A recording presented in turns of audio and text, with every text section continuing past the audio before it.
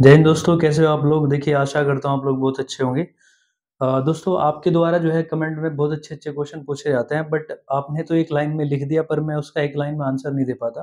बहुत लंबी-चौड़ी कहानी लिखनी पड़ती है और मेरे पास इतना समय नहीं होता। तो देखिए, आज मैंने मन बनाया कि भाई मैं आपको आपके जो क्वेश्चन है वो उनका वीडियो पे मैं आपको उनका जवाब दूँ, ठीक है? तो आपने जो क्वेश्चन पूछे हैं, आज का वीडियो उसी चीज़ पे है, मैं आपको उनके जवाब दूँगा, ठीक है? चलिए शुरुआत करते हैं। देखिए, हमारे एक दोस्त है, पूछ रहे हैं कि इनका नाम है रवि क्रेजी, ठीक है? रवि क्रेजी स्टडी के नाम से है, तो इनका नाम रवि होगा, ठीक है? तो रवि कह रहे हैं कि सर क्या लेखपाल में मेडिकल में चश्मे के कारण कोई दिक्कत हो सकती है? तो देखिए रवि भाई, मैं आपको बता दूँ कि मेरे साथ में भी 1-2 दोस्त मेरे ऐसे हैं, जिनको नंबर का चश्मा लगा हुआ है, तो वो भी अपना नौकरी कर रहे हैं और उनको पहले से ही लगा हुआ है। तो ठीक है, आपको छोटी-मोटी दिक्कत है, कोई दिक्कत वाली बात नहीं है। आपको यहाँ पैमाइश करनी है और थोड़ा बहुत आपका सरकार का काम करना है, आपको निशाना नहीं लगाना है, ठीक है? चलिए, तो ठीक है, थोड़ी बहुत दिक्कत आपकी निभ जाएगी। चलिए, एक हमारे दोस्त है दूसरे, वो पूछ रहे हैं इनका नाम है कृशव, कृशव बीजी लिखा हुआ है, कृशव बीजी। ये पूछ रहे हैं कि सर लेखपाल एप्लीकेशन फॉर्म का प्रिंट आउट नहीं ले पाए और कोई प्रॉब्लम तो नहीं होगी? तो भैया, आप अगर लेखपाल में जब आपने फॉर्म भरा था, आपके पास एप्लीकेशन का जो है प्रिंट नहीं है, तो मेरे दोस्त मैं आपको बता दूँ कि कोई दिक्कत वाली बात नहीं है, क्योंकि आपके पास सिर्फ़ और सिर्फ़ रजिस्ट्रेशन नंबर होना चाहिए। मुझे भी अच्छे से याद है, जब मेरा सिलेक्शन हुआ था तो मेरे पास भी कोई फ़ॉर्म नहीं था। मुझे सिर्फ़ रजिस्ट्रेशन नंबर भी बहुत ढूँढने से मिला था, बट रजिस्ट्रेशन मिल गया था। रजिस्ट्रेशन आपके पास वो इसलिए ज़रूरी है कि आपके पास रजिस्ट्रेशन नंबर भी नहीं है, तो भैया आप रिज़ल्ट कैसे देखोगे? रिज़ल्ट जो है वो आपका रजिस्ट्रेशन नंबर से ही मिलेगा, ठीक है? तो चलिए, एप्लीकेशन फ़ॉर्म की कोई ज़रूरत नहीं है, आपके पास सिर्फ़ रजिस्ट्रेशन नंबर होना चाहिए। और अगर आपके पास मान लीजिए अगर रजिस्ट्रेशन नंबर भी नहीं है, तो उसका मैं तरीका बता दे रहा हूँ। आप जो है अपना साइट पे जाइएगा और वहाँ उसमें लिखा हुआ आता है फाइंड योर रजिस्ट्रेशन नंबर, ठीक? तो वहाँ पर आपको नाम, अपना डेट ऑफ बर्थ, अपना जेंडर और अपना अ, कोई एक आध इन्फॉर्मेशन और माँग लेता है, वो डाल दीजिएगा, वहाँ से आपका रजिस्ट्रेशन नंबर निकल जाता है, ठीक है? चलिए, नेक्स्ट क्वेश्चन लेते हैं। देखिए, देखिए हमारे एक दोस्त है, इनका नाम है अंगद यादव। तो अंगद यादव पूछ रहे हैं कि सर ड्रेसिंग कोड वगैरह तो नहीं होता क्या? लेकिन हेयर एंड ब्रीड की कोई रुकावट तो नहीं होती? तो पूछ रहे हैं दोस्त हमारे कि क्या ड्रेसिंग कोड होगा और हमारे जो बाल हेयर स्टाइल है, ठीक है, और दाढ़ी है, क्या इसको लेकर कोई दिक्कत होगी? चलिए, तो मेरे दोस्त आपका जो पहला सवाल है ड्रेसिंग को लेकर है। देखिए, मैं आपसे बता दूँ, आपकी फ़ील्ड की नौकरी है, अपना फ़ील्ड में आप देखिए, वह अच्छी बात है, आप नौकरी में हो तो फ़ॉर्मल पहनिएगा, ज़्यादा अच्छा है, ठीक? ड्रेसिंग कोड आपका कोई फ़िक्स ड्रेस नहीं है कि भैया आपको यही पहनना है। आप जो है अपना देखिए, सभी लोग जीन्स वग़ैरह, शर्ट वग़ैरह, टी-शर्ट वग़ैरह भी डालते हैं, तो आप वो फ़ील्ड में पहन सकते हो। तहसील में भी आप ठीक है, पहन सकते हो, बट अगर आपको पता है कि भई हालाँकि देखिए, मैं इस चीज़ के लिए प्रेरित नहीं कर रहा हूँ, ठीक है? आज मैक्सिमम लगभग टी-शर्ट भी पहनते हैं लोग और आपका जीन्स भी पहनते हो, शर्ट भी पहनते हैं। कुछ लोग ऐसे फॉर्मल भी पहनते हैं। तो अगर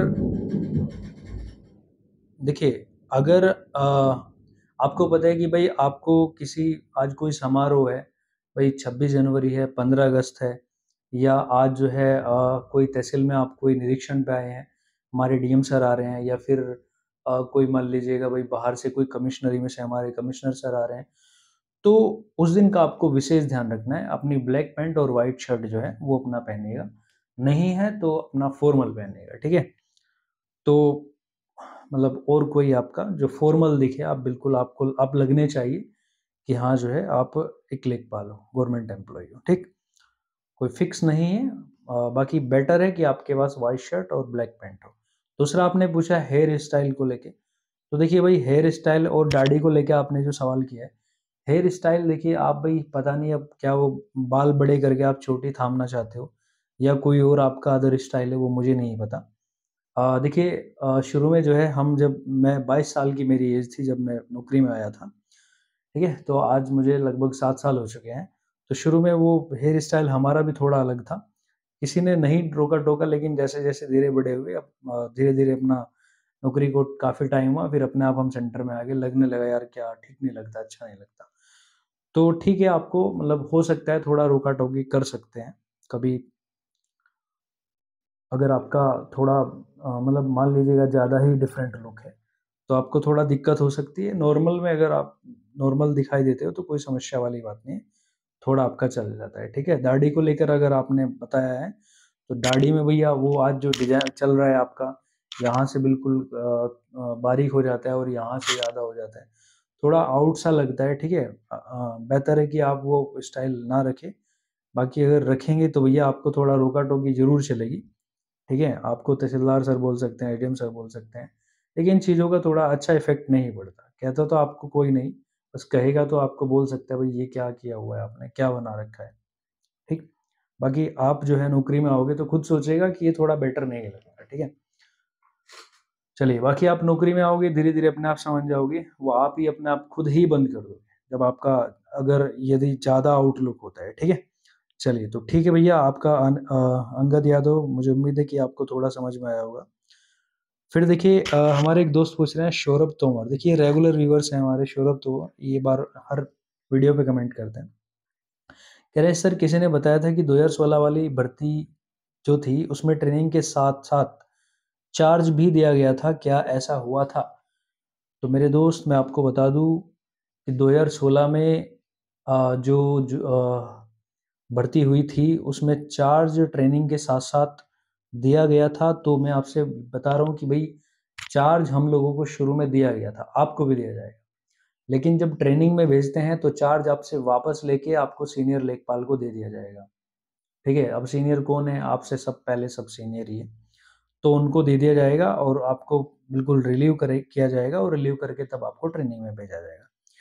ठीक है? तो उम्मीद है कि भैया सौरभ आपको आपका जो क्वेश्चन है आपको उसका आंसर समझ में आ गया होगा। देखिए हमारे एक दोस्त है इनका नाम है गुलशन कुमार राव। कह रहे सर मेरे high school marksheet father name Ram सरीख दोनों अलग-अलग जबकि इंटरमीडिएट मार्कशीट में राम सरीख है। इसमें फ़र्क है स्पेस का, तो क्या एफ़िडेविट लगाना पड़ेगा? तो देखिए ये कह रहे हैं कि भई इनके पिताजी का नाम राम शरीक है, तो राम अलग है, शरीक अलग है। इंटरमीडिएट में स्पेस नहीं है, हाई स्कूल में दोनों के बीच में स्पेस है। तो दोस्त ज़्यादा बड़ा इश्यू नहीं है, लेकिन यहाँ मैं आपसे बताऊँगा आपके लिए मेरा यही एडवाइस है कि देखिए आप पहले तो अपना एफ़िडेविट बिल्कुल तैयार रखना। उसमें आपको लिखना है कि स्पेस वाला नाम भी लिखना है और फिर बिना स्पेस वाला भी लिखना है और फिर लिखना है कि हाई स्कूल में ये नाम है और इंटर में ये नाम है। दोनों नाम एक ही व्यक्ति के हैं जो मेरे पिता हैं। त्रुटिवश यह जो है स्पेस देना इसमें बोर्ड द्वारा छोड़ दिया गया या छूट गया और मेरे द्वारा यह दुरुस्ती, ठीक है, करेक्शन बोल सकते हो। यह करेक्शन कराने के लिए प्रार्थना पत्र दे दिया गया है या जो उसके लिए कार्यवाही चल रही है, ठीक है? तो ये आप उसमें एफ़िडेविट में अपना टाइप करा लेना। हालाँकि इतना बड़ा इश्यू नहीं है, केवल स्पेस का इश्यू है। तो हो सकता है 99% आपको कोई दिक्कत नहीं आएगी, बट अगर 1% आपसे पूछा जाता है, तुरंत आप एफ़िडेविट सामने रख दीजिएगा, ठीक है? कि सर ये दोनों एक ही नाम है, ये थोड़ा दिक्कत है इसमें, मिस्टेक है। चलिए आप पहले आप वैसे ही बता दीजिएगा, आप एफ़िडेविट मत रखिएगा। एफ़िडेविट अपने पास रख लीजिए और उनको आप ऐसे ही बता दीजिए कि सर इसमें ये बोर्ड द्वारा नहीं हो पाया, इसमें स्पेस की प्रॉब्लम है। फिर आपसे अगर बोलेंगे कि इसमें दिक्कत आएगी, ये है, वो है, तो आप एफ़िडेविट रख दीजिएगा, ठीक है? उनको बोल दीजिएगा कि मेरे द्वारा बोर्ड में इसको करेक्शन कराने के लिए प्रार्थना पत्र दिया हुआ है। और साथ-साथ ये भी ध्यान रखो कि भई आप बोर्ड में चले जाइएगा, जहाँ की भी आपकी मार्कशीट है, वहाँ चले जाइएगा और इस नाम का अपना इसको करेक्शन करा लो, क्योंकि आगे भी आपको एग्ज़ाम देना है, ठीक है? तो बेटर है कि आपका अभी सॉल्यूशन हो जाएगा, आगे फिर दिक्कत आती है। हालाँकि इसमें कोई ज़्यादा बड़ा इश्यू नहीं है। चलिए और हाँ, मैं ये भी बता दूँ सभी दोस्तों को कि आपका जो नाम और फादर नेम होता है, हमेशा याद रखिएगा अपना हाई स्कूल की मार्कशीट के हिसाब से कराइएगा। जो भी हाई स्कूल की मार्कशीट है, वो नाम, फादर नेम, मदर नेम, जो भी आपकी डिटेल है, उसके लिए वो सबसे मस्ट चीज़ होती है हाई स्कूल की मार्कशीट। उसी के बेस पे हमें सब कुछ कराना चाहिए। हाई स्कूल की मार्कशीट के बेस पे हम इंटरमीडिएट में दे सकते हैं। अपनी हाई स्कूल की मार्कशीट दीजिएगा एप्लीकेशन के साथ में, और बोर्ड में आप दे दीजिएगा, वो करेक्शन हो जाएगा। चलिए, तो गुलशन कुमार, कोई ज़्यादा इश्यू वाली बात नहीं है। आगे देखिए, आते हैं। राहुल कह रहे हैं सर ट्रेनिंग पर वीडियो बना दीजिएगा। बिल्कुल दोस्त, बनेगा।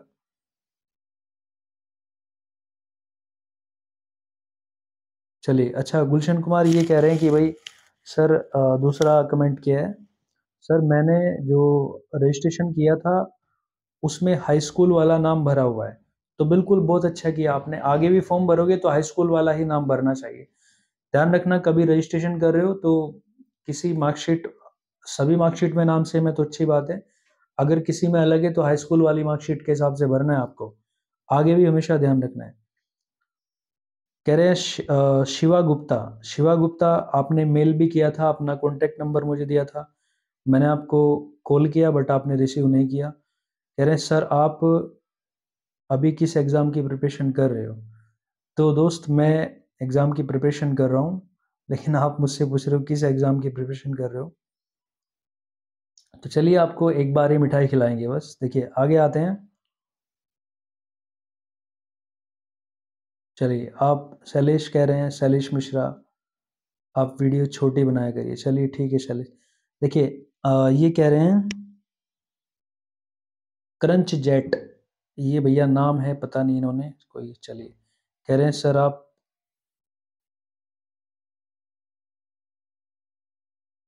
सैलरी के बारे में पूछ रहे हैं। ठीक है, मैं सैलरी, देखिए भैया, सैलरी जो है बहुत लोग पूछते हैं सैलरी के बारे में। तो मैं आपसे बता दूं कि सैलरी के लिए मैंने अप्लाई किया हुआ है, वो मुझे उसका पे स्लिप मिल जाएगा एक आध दिन में। तो मैं आपकी सैलरी कितनी बनेगी बनेगी वो आपको मैं बता दूंगा, ठीक है। चलिए, अब देखिए, एक हमारे दोस्त पूछ रहे हैं, इनका नाम है,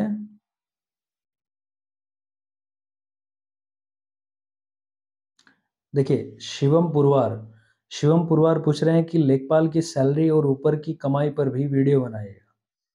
शिवम, तुम मेरे छोटे भाई हो सकते हो, और ध्यान रखना, अगर तुम मुझे कहीं मिले तो तुम्हें बहुत पीटूंगा। यार, तुम कैसे सवाल पूछ रहे हो भाई? तुम नौकरी में जो है ये ऊपर की कमाई के लिए आ रहे हो यार? भाई, तुम्हें सैलरी इतनी मिलेगी, सरकार इतनी देगी कि आपका जीवन बहुत अच्छा चलेगा। यार तुम, अगर, मैं कह रहा हूँ कहीं कितनी मजदूरी कर लेना, कितनी मेहनत कर लेना आप लोग, ठीक है, अगर आप अपना प्राइवेट काम भी करते हो तो इतनी सैलरी मिल जाएगी यहाँ कि वहाँ आप नहीं कमा सकते। ठीक, कोई रेयर केस में ठीक है आप कमा सकते हो एक आध में, ठीक है, सबसे, मैं सब चीज़ से कंपेयर नहीं कर रहा हूँ।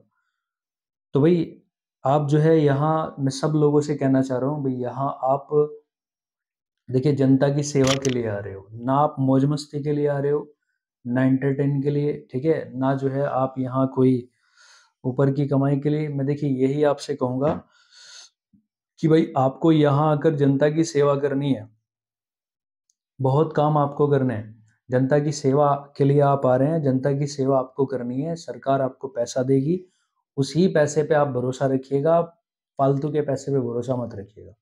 ये भी मैं आपसे बता दूं कि आपकी जो सैलरी है, उसके अलावा भी आपको पैसा देती है सरकार। उसमें बहुत सारी चीज़ें हैं, कौन-कौन से बिंदु है, जैसे एक आपका, भई, बूथ अगर बनवाते हो इलेक्शन में तो उसमें आप पर बूथ के हिसाब से सरकार देती है। आपको दीपावली पे बोनस मिलता है, ठीक है? तो लेखपाल को 7,000 रुपये, 6900, 7,900 रुपये, सॉरी, 6,900 रुपये, 7,000 ही मान लीजिएगा। 7,000 रुपये का आपको बोनस मिलता है।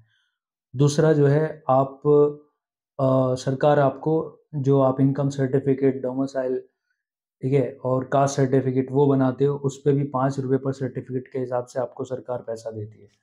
देखिए, अगर आपने, मान लो, एक छोटी सी बात, आप एक दिन में मान लीजिएगा 10 सर्टिफिकेट बना रहे हो, और भैया आपने जो है, हालांकि ये मिनिमम है, 10 सर्टिफिकेट एक दिन में बना रहे हो, और आपने 30 दिन में कितने सर्टिफिकेट बनाए? तो बताए, 300 बन गए नहीं भैया? तो 300 बने तो 5 रुपए के हिसाब से एक महीने में आपको 1,500 रुपये मिल गया। बात ठीक है, 1,500 रुपया। और 10 महीने में कितना हो गया? 15,000 रुपया। और फिर आगे 2 में 1 साल का 18,000 रुपये हो गया। चलिए 18 छोड़िएगा आप यार, 12,000 मान लीजिएगा। हो सकता है आपका सर्टिफिकेट और कम हो। 1 साल में आपको सरकार 12,000 रुपये अलग से दे रही है, बूथ का पैसा अलग से दे रही है। आप कृषि एग्रीकल्चर डिपार्टमेंट का कुछ काम होता है, भई आपको जैसे किसान सम्मान निधि है, वहाँ से अगर कोई आपने कुछ आपने एंट्री की है, तो उस एंट्री में भी सरकार आपको ₹2 पर एंट्री के हिसाब से जो है अभी उनको सभी लेखपालों को दिया गया है। 4,000 एंट्री है तो ₹8,000 मिलेगा। दूसरा, आपको जो जनगणना होगी तो जनगणना में आपको उसका अलग से मानदेय मिलेगा। तीसरा, आपको जो है अगर वही मान लीजिएगा अ, एक कृषि गणना होती है, उसमें अलग से आपको मानदेय होता है। हालाँकि थोड़ा ही लेट आते हैं बट आपको मिल जाते हैं। यार बहुत रिसोर्सेज़ है, मैं कह रहा हूँ 1 साल में आपको सैलरी के अलावा 50,000 रुपए मिल जाते हैं। आपके पास मोबाइल फ़ोन है, आपके पास लैपटॉप है, फालतू की चीज़ों में भरोसा मत रखिएगा। अपना जो नेट इनकम आपकी जो है सैलरी, उसमें भरोसा रखिएगा। दूसरी चीज़ के लिए मैं आपको प्रेरित नहीं करूँगा। चलिए, तो शिवम, आपको जो है वो थोड़ा समझ में आया होगा भाई। चलिए ठीक है दोस्तों,